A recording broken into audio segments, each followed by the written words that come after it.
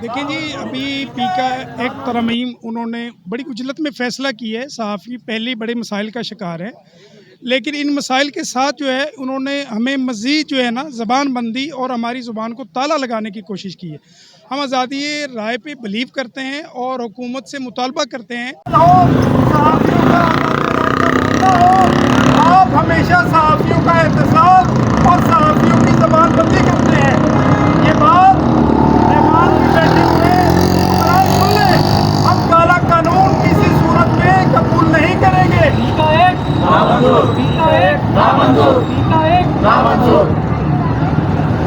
सहाफ़ी मुआशरे की आँख है, आईना है।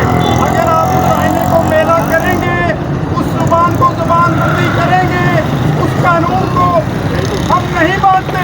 वो सब सारे कवानीन जो मीडिया की आज़ादी और सहाफ़ी को बोलने का हक छीनता है, हम उस कानून को नहीं मानते। पाकिस्तान मीडिया कौंसिल आज़ादी सहाफ़त और सहाफ़ियों की हकूक़ की अलमबरदार है।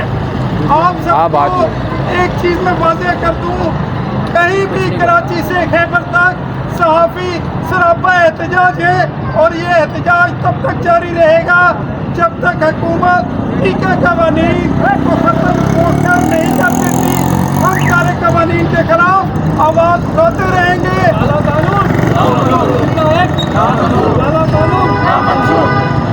और ये आवाज़ खाली एक दिन की, एक लम्हे की आवाज़ नहीं है।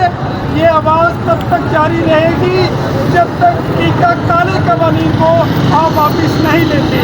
आप सबका बहुत शुक्रिया।